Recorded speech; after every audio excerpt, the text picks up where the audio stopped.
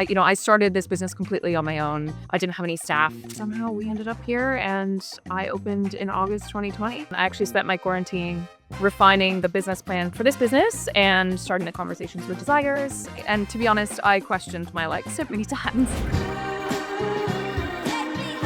I like that. So, Sam, you're from the USA I am. and you immigrated here during COVID because you like a charge.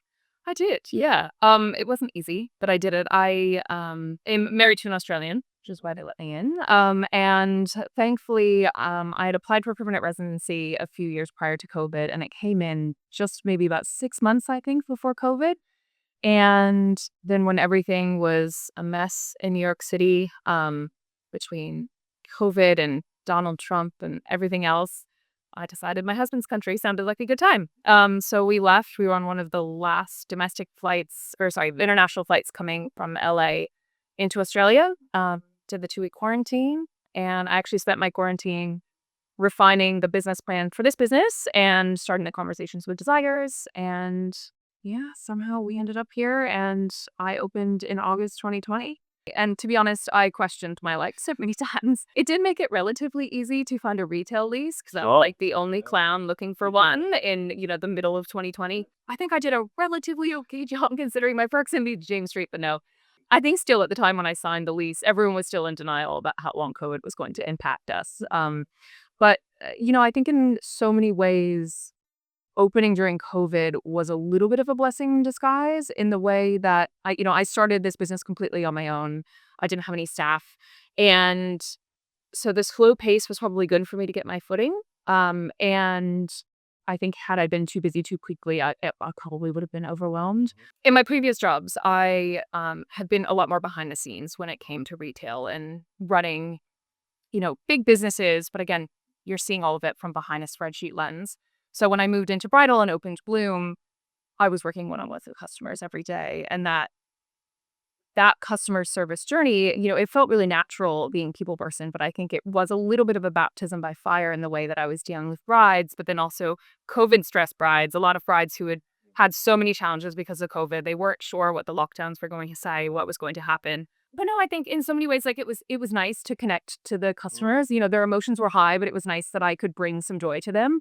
One of my favorite things about Bloom and one of my point of view in opening Bloom was to make wedding dress shopping not daunting and to be fun. And, it's dress ups and champagne and, we're picking out someone's red carpet outfit. It doesn't need to be, stressy and overthought and all of that stuff. So it was nice to kind of see that joy when people were going through such a questionable and challenging time.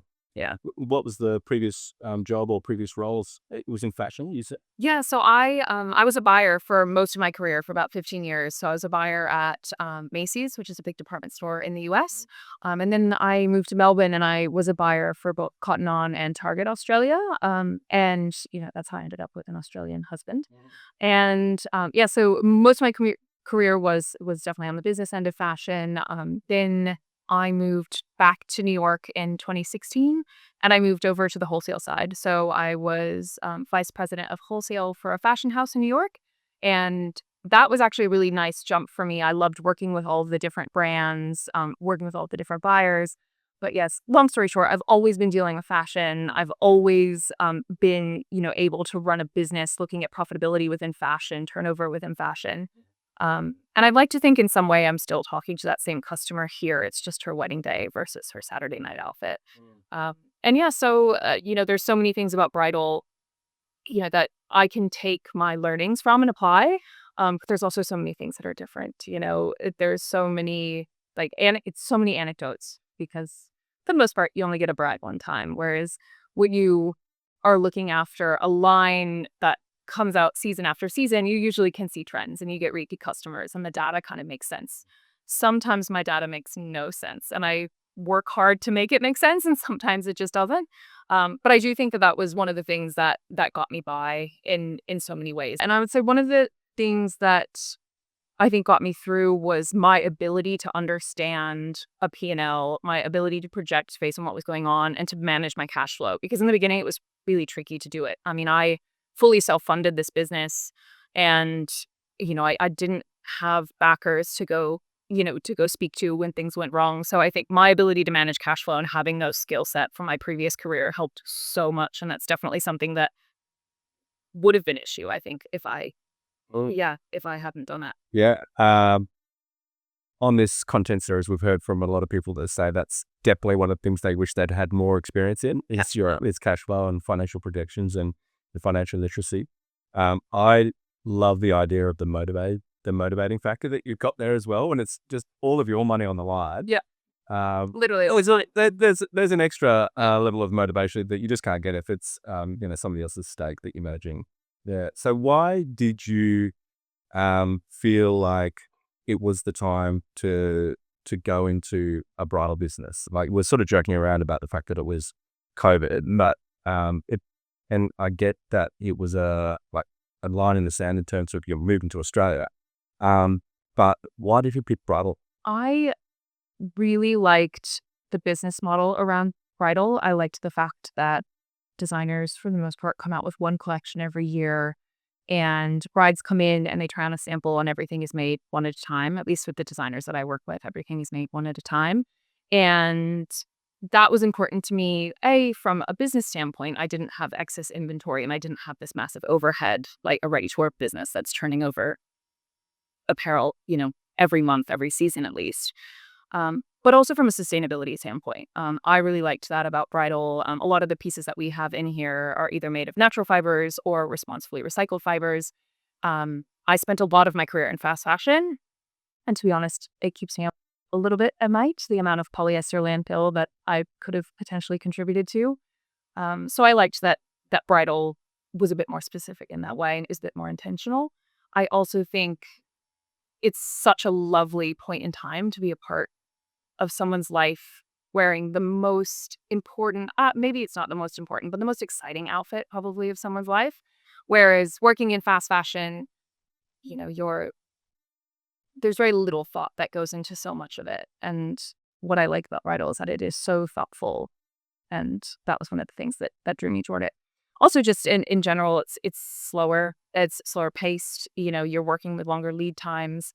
Everything we do is by appointment, which means I can manage my time better, especially when I was a one-woman show. It was much nicer to be by appointment. I knew exactly what my schedule was like. Now I'm really lucky to have a beautiful team, but in the beginning it was much easier to manage. And I also felt like the stakes weren't as high because the clothing didn't turn over as quickly. Mm-hmm.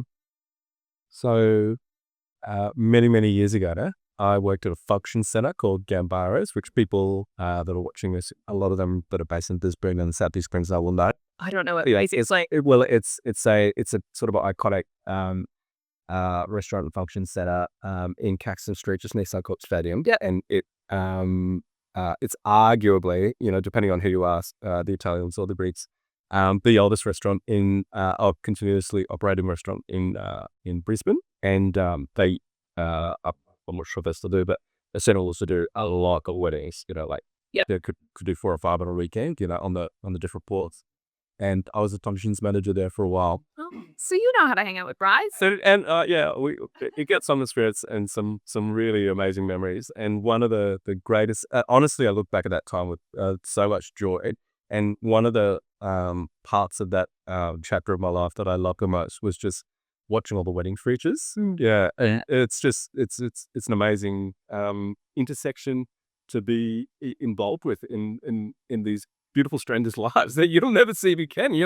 It's such a window of opportunity, right? To be a part of someone's life. So yeah, and you're doing it. I think I was involved in the fun side too, right? You're in the super fun side for the bride because planning to dress out and making that happen. I imagine. I don't know. I'm guessing that must be one of the most fun parts of the wedding because so many people do. Oh, absolutely. I mean, for the most part, people come in and they're so excited and they get to have their Carrie Bradshaw Sex in the City moment, and it's such a good thing to be a part of. A lot of times brides will bring their moms, their future mother-in-laws, sisters, friends, bridesmaids, and it's just such a fun thing to be involved in. Like I said, we joke that we're like the least bridal shop, and we don't take ourselves too seriously. It's more about enjoying your time, trying on what you like, have a glass of champagne.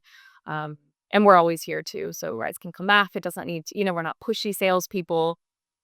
We never want, I mean, I think the last thing that I would want is for a bride to feel pressured into buying a wedding dress and then having to deal with her upset when her wedding dress comes in. Like, absolutely not. No, we want every bride to feel like she's made the best choice and she's in good hands. So I feel like just the way that we run it too, like I said, we don't take ourselves so seriously. We're not a commission-based business. Like, we just genuinely want people to look and feel the best. And you've grown the business in 5 years, so you're not a solopreneur anymore. So you've got a team. How did you decide around your first hire? Yeah, so that's actually a pretty good story. My first hire approached me. This beautiful woman named Kate, who I'm still really close with today.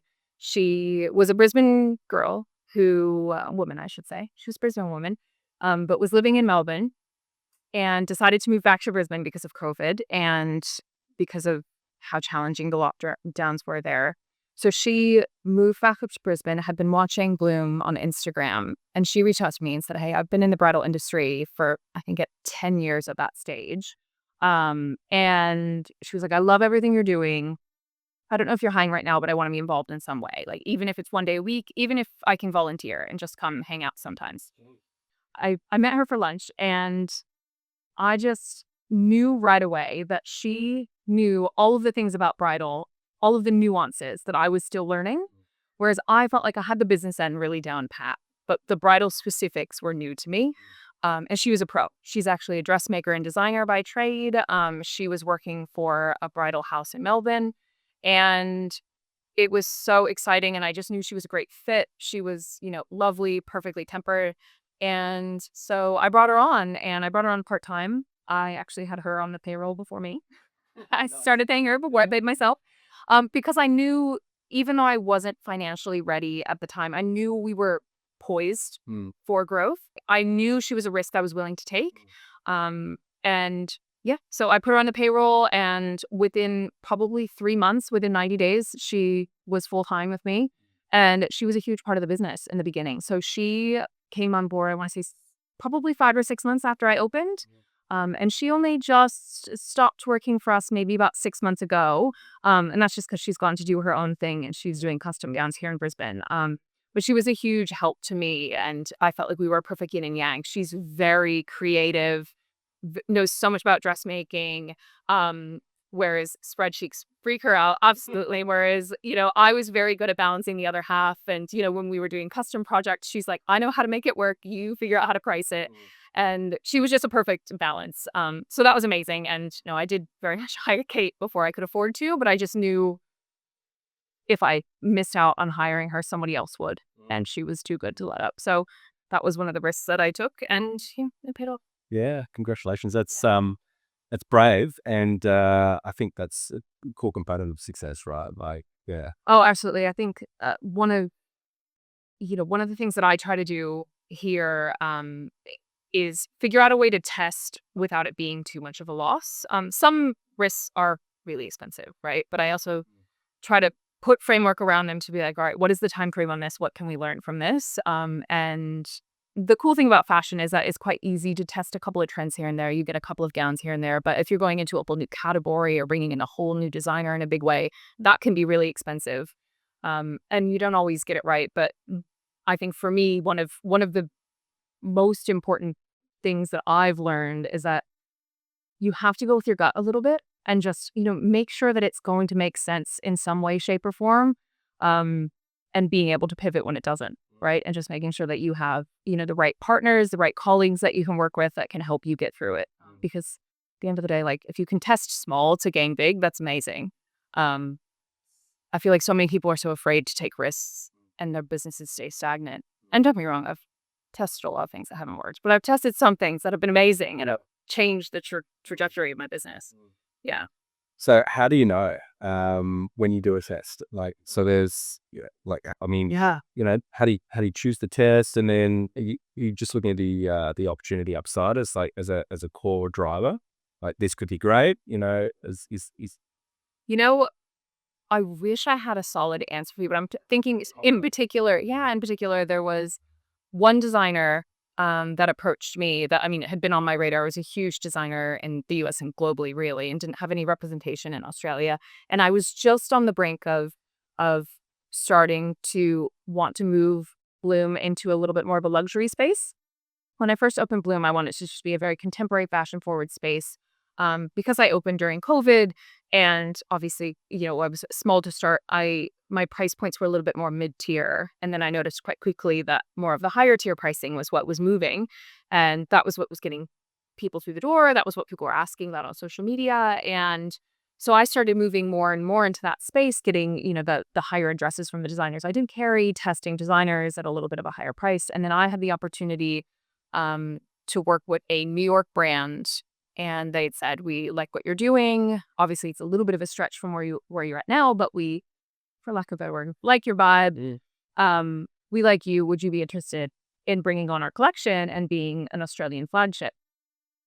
And I did the math, and the gowns were much more expensive than I had any open to buy for, and it was I knew it was a huge risk, but I just knew from a fashion perspective that this designer was important and it would be a big deal for me to have them. And I just knew, I knew in my gut that it was the right thing to do. And I knew that it was going to work out. And I knew that if at the end of the day, it didn't, in 6 months, I could try to sell the samples and backtrack. But I knew it was worth the risk. And I knew this designer was doing nothing but going to get bigger.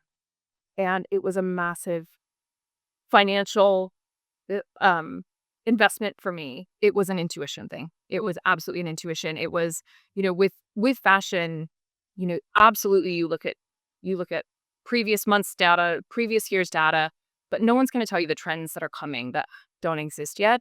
And I just trust that, I believed in what the designer was doing, and I decided, yeah, it's a it was a risk at the time because of how much money it was, but also it really did change the scope of what Bloom was. Like, it pushed Bloom well into the five figures in terms of price point, and whereas I wasn't really playing in that price point at the time. And so it not only was it was pivotal to bring that designer on, but I knew that I had to change the lens of what Bloom was going to look like to make that happen. I listened to my customers and what they were saying to me, and it made sense to evolve in that direction. I think, in business, it's really good to be a point of view and to have your niche and not try to be everything to everyone. But it's also really important to listen to your customers and, like, yes, look at what the data is telling you, but listen to them. What are they looking for that isn't here? What are the problems that they're trying to solve? And I think that was one of the things that I did really well early on. I think it helped that I was a one-woman show for so long, and I was so involved in all of the conversations with everyone that came through the door. And I listened, and it felt right. So it was, and because I was small back then, I think this was only about 2.5 years in, it was a little bit easier for me to pivot. You make the huge financial investment, and then you think about all the other logistics of what you have to do for the business to make it work. So after that point, how long was it before you were like, okay, that definitely worked?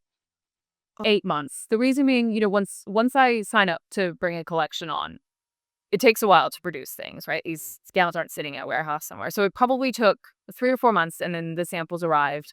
And then I also needed to market that I had the brand as well. So, which was more expensive, of course. But I wanted to make sure that it was a big deal. But after that, I think the biggest change that I saw was not only were the gowns selling and this price point didn't seem as foreign for our customers, I started getting more and more customers who were flying in from other parts in Australia to come to Bloom and have appointments with us. Nope. And yeah, with bridal, I mean, a lot of brides don't make decisions on the spot, but of course you can read the room and see if they're happy with the dresses and the quality and the selection they have and the experience that they have.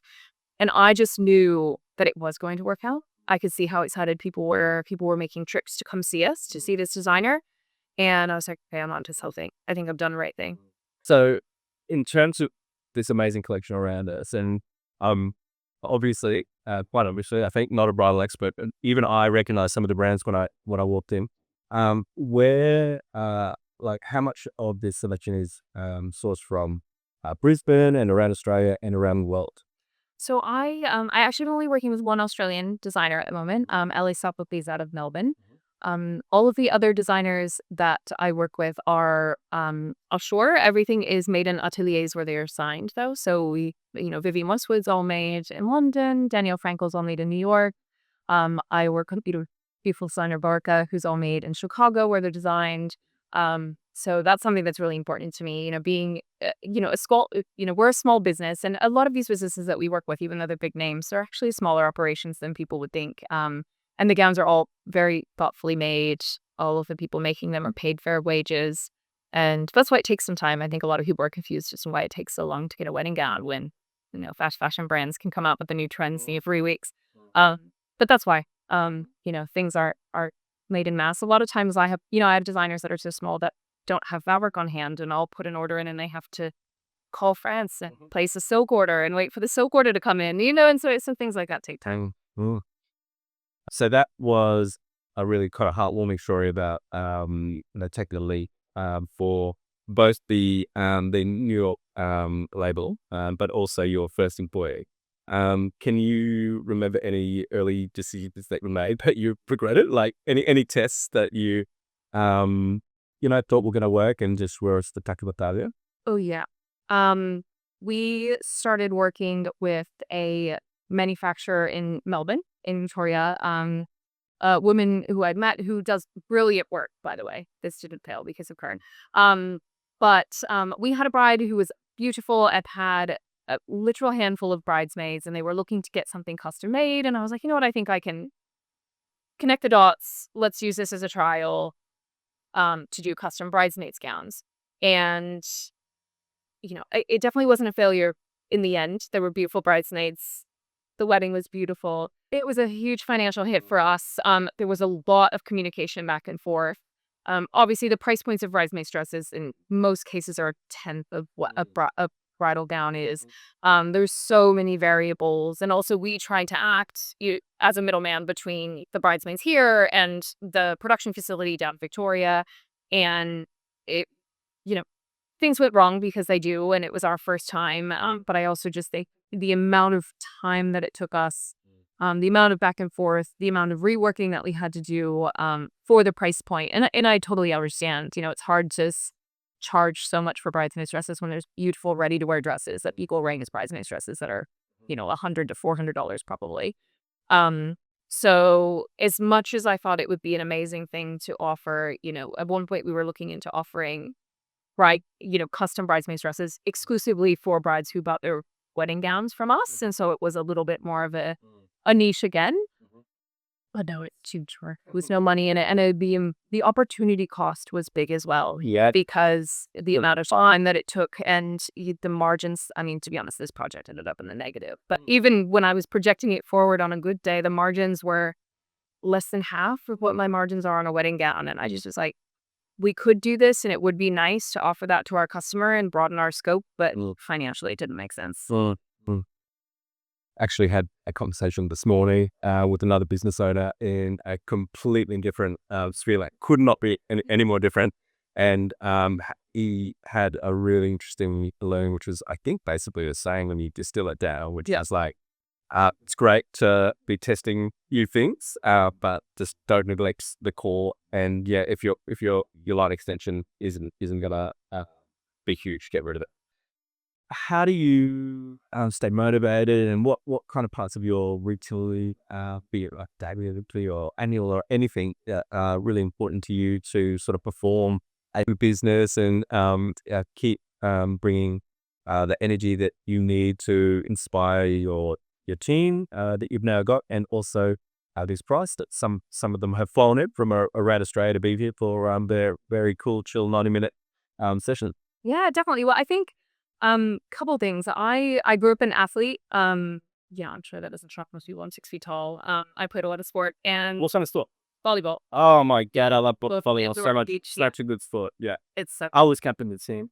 great. What That's position cool. did you play? Oh, like this is in Toowoomba, which not known for its volleyball, and that was the end of my volleyball career. So right now it's basically like if I go to Fiji, I can get on the beach and like just join in the fun. Yeah. Yes. So what kind of level were you playing at?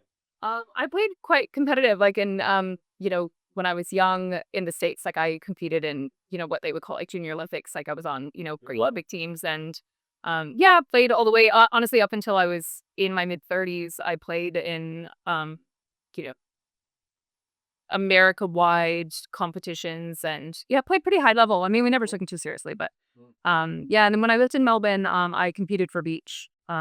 I got ranked, I think, just under the top 50 at one point. That was Yeah, right. kind of, In Australia, we play a bit of beach volleyball compared to some countries. Yeah. oh, absolutely. Yeah. There's a lot of good, Yeah. great volleyball. So that's like that's quite the accolade. Yeah. So I think because of that, exercise has always just been part of my routine.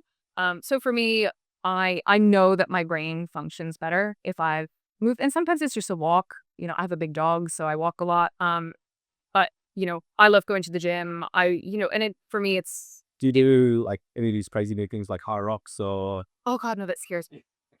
No, I do strength training. I have Peloton at home. I do a lot of walking. Yeah, I guess as an pro level athlete, you know how to use it. You've got that sort of, you can do that with this. Yeah, yeah. So for me, that's a non-negotiable. Like, even when I travel, I get itchy if I haven't been to the gym in maybe 2 or 3 days. So that's definitely something. I also put a lot of value on sleep. I very much value my sleep. I also know that I come from a place of privilege without children saying that. Um, but one of the other things, A big floppy eyelash. no, there's no good claustrophobic Do that? lid. But no, I go to bed early though. It's funny. Ever since I moved to Queensland, that's been a thing. When I lived in New York, I wouldn't go to bed until midnight most days. Whereas It's so stereotypical, but I totally get it. I'm like in bed at 8:30 and I'm at 5. Yeah. But yeah, so I very much value my sleep. That really annoys the Sydney Siders in Melbourne. Have you picked Go- up on that? Since Oh, yeah, absolutely. Queenslanders, they come up here. Where is everybody at 10 o'clock at night? Yeah. Yep, absolutely. It even was a shock, I think, living in Queensland now for quite a few years. I went to Europe for work, and my colleague and I were in Spain, and we tried to get a 6 p.m. dinner reservation, and we're like, Breakfast. you don't open until 7:30. Like, absolutely not. So that was quite funny. But yeah, I think I read a book called Stolen Focus by Johan Hari. He's really amazing journalist. If you don't know him, highly recommend literally anything he's written. But I read his book. I was probably maybe 2 years into business, 2 or 3, and the overarching theme of the book is that we're all honest, like we can't pay attention. I think everyone has varying degrees of lack of attention, and one of the things that he does talk about though is like, of course, overall well-being, but how in order to do your best work, you have to be rested and you have to also be spending time doing things that you love. And that, I think there's, conversations around people don't get burnt out from being too busy. They get burnt out from being busy doing stuff that they don't love and not doing enough stuff that fills their cup. And it just really resonated. I feel like, I just got the best mental image when he said that. So there's a candle yeah, and the flames up here, but that's fine because that's what we want. We want to burn. But you just have to keep adding the wax on at the bottom, and that's doing the fun things that, yeah, fill your cup. absolutely. So it's like you have to make time for that. And I think at the time, like I said, I was only maybe 2-3 years into business, and I think that was right around the time we started to get really busy. We started slow because of COVID, and then year 1 we started to get some traction, but then year 2 was when all weddings were back on. It was like free for all, everything's systems go. I was exhausted and totally burnt out, and like I was pretty much only doing the stuff that I needed to truly keep the business afloat.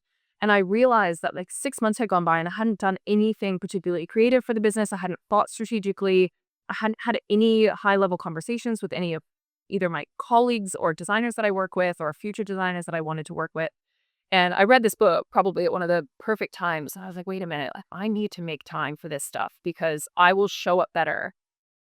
I mean, not just as a business owner, but as a human being, that if I've been able to rest and I've been able to do the things that bring me joy. I think, there's a lot of stats out there that like, really high performers have a lot of hobbies, like guitar, they go skiing, they do all the things. And I was like, at this point, I'd moved to Brisbane and opened Bloom. Bloom was my hobby. And I was like, this isn't healthy. I can't only have work.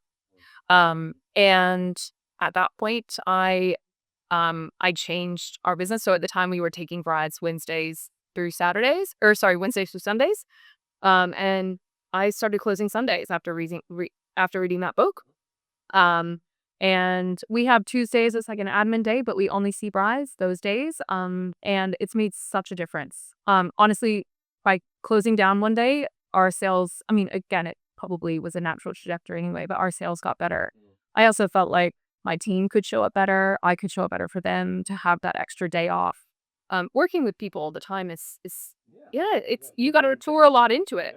Absolutely. And by day 5, by Sunday, also I think just everyone, everyone wants some of their weekend back, and I was starting to resent the fact that I never got a day off with my husband or my friends, and it just made such a difference by closing on that Sunday, and we're better for it. And so I think that was a big deal for us and one big change that I made. And even now, some people are, "Oh, wow, you only take brides 4 days a week." And I'm like, "Yep, 4 days a week." And we show up those 4 days, and then I have my 5th day to do admin. I come off the weekend well rested, hopefully doing fun stuff over the weekend. And that's when I'm creative. That's when I plan on my marketing stuff. That's when I have all of my high level conversations before the week of bride starts. And it's just made such a difference. I couldn't imagine not doing it now. One thing I picked up on is that it sounds like you really get a lot out of the strategic and creative discussions with your partners, the business partners, sort of designers and whatnot. Yeah. Yeah, well, I think that's one of the cool things about fashion, right? And to be honest, like you know, I wouldn't say that I'm, just a right brain person, but I like the balance. And that's why I think I've ended up in the business end of fashion is like, I love looking at pretty things, but I also love making the math work. And I definitely ebb and flow in that way, but it is so nice to live in that world, whether it's a conversation or I go to bridal market week and you get to be inspired by all of these amazing creative designs from people. You also get to hear what's working for other people. What are the things that are, coming up? What are the difficulties that they've had? What are the changes in their business? And yeah, I very much thrive on that stuff. Like I want to know what's going on. I think building strategy and fine tuning strategy is like one of my favorite things to do. Um, you can't do that in a silo. You absolutely can't. And, whether it's, you talking to some other accountability partner. I think when you own a business, especially when you own a business by yourself, it's hard to find those partners. So I've been really lucky that, I work with a lot of brands who have one person at the top of them that can have these conversations. I have great people around me. I've, a great accountant. I'm probably one of the only people that love their accountant. And just being able to have candid conversations about the business. I think that's something that's so important because you can get in the weeds with all of that and you can kind of get stuck with your own thoughts. Sometimes I find that even if I'm talking to someone who has no idea about my business, even just talking out loud your problems, Oh, that's even major. You've got to get it out of your brain for yeah, it to even make sense to you. even just saying it out loud and me, I can kind of figure it out. And even, like you were saying, you were speaking to someone yesterday who kind of had a similar realization to me. It was a very different path to get there, but it's like you can find similarities in so many different businesses. So do you go and find like structured sessions or mentoring or like you mentioned bridal lead, so do you do like do you have like a monthly or a quarterly or a 6 monthly or an annual cadence where you will set strategy and objectives and then try to hit it, and then what else do you do to try to develop that strategy and sort of execute at the top line of it? Yeah. So, it all, I kind of is a little bit twofold. I kind of do a top down and bottom up approach. Obviously, we know we're in, I guess, the end of August now. It feels like just brand new financial year. It's really a weird financial year dates, by the way. But anyway, because we have to plan things by financial year, and it's for us, it's sort of midway through when new collections come out. So when I'm looking at the financial year, I look at this year, last year marketing events, but for me, I look at the numbers and I look at last year where we should plan things based on like for example, when I'm making my plans in let's say late June for the following financial year, I've already bought the 2026 collections that haven't hit my store yet. So I know what worked last year and what the sales were last year, but I have to go with my gut based on how good I think these dresses looked as to who I'm planning up, who I'm planning down, and that sort of thing. And then I go from there. I create my open to buys and have those conversations with my accountant. My accountant knows nothing about fashion and wedding dresses and only about business and numbers. So he's a good sounding board when I'm kind of doing something a little bit rogue. Um, but then twice a year I go to bridal market. I go to New York twice a year, and I go to Barcelona. I went last year for the first time, and I'll go again next year. And so that's when the designers show their new collections. And sometimes you have to go with your intuition. Sometimes a designer that you love that's performing so well might have a little bit of a soft collection, or just one that maybe doesn't resonate with the Australian market or what our brides are saying, you know? Yeah, there's a lot of global trends because of social media these days, but there is a lot of nuance. In Geoffrey, I mean, even just weather here and, way that, like, it's not castles in Australia for people to get married at. Like, there is just a little bit of a difference in terms of trend. Sometimes I'll go to see a designer that maybe is a little bit, that is a little bit smaller to my total, and their collection might knock it out of the park. And I'm like, this is perfect. And then all of a sudden I figure out I either take money from somewhere else or put more money into the revenue line, and you figure it out. But with bridal, I feel like I set a goal and I kind of set a target. And then as I have these meetings throughout the year, I figure out how to evolve. Usually I try to, shift money around here and there, because never once have I gone into an open to buy meeting and then like, this is the amount of money I'm going to spend, and that's the amount of money that I'm going to spend. It's different. You never know what these designs are going to cost. Things don't cost the same every year.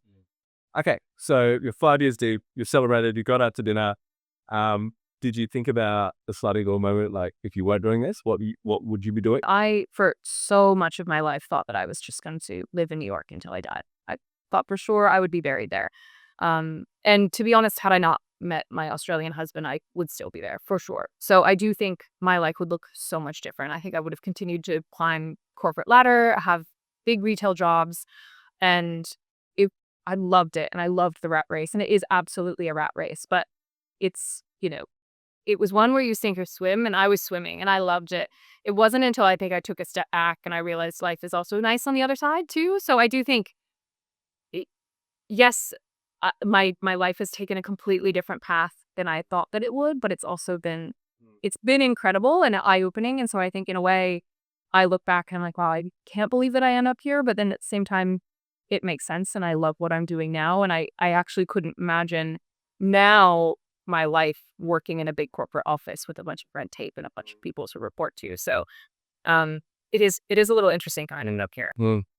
Do you sometimes like imagine yourself as that entire corporate structure and like talking to yourself, like, can I get, approval to do this? And you're all the different departments? Oh, absolutely. I think just also too, as a small business growing, what I even think about is like, what are other processes that we had? And I think a lot of people who live in or work for big companies will say there's too many processes, there's too much red tape. But then I think when you're a small business and you don't have big fancy systems, you don't have big fancy reporting, and you don't have a strict weekly staff meeting, a trade meeting, all of that stuff, a lot of that can kind of get away from you. So in a way, sometimes I'll look back and be like, all right, what do we used to do every week, every month? That actually was good. Whether it's hindsight, foresight meetings, looking at locally, analyzing competition and things like that. Whereas I think where you're in the thick of having a small business, there's not processes and there's not calendar dates for these kind of meetings. You forget about it. And then all of a sudden you're like, wait, I haven't taken a few hours to research what the competition's up to, or, what are the new trends out there in terms of even just customer service, not even just wedding dress trends. And so I do think in a way, I appreciate all of my time in corporate America and how regimented it was. It's almost like retail boot camp. And, now I'll kind of sit back and be like, what were the good things that I thought out of that? What were the checks and balances that maybe we should start putting in here?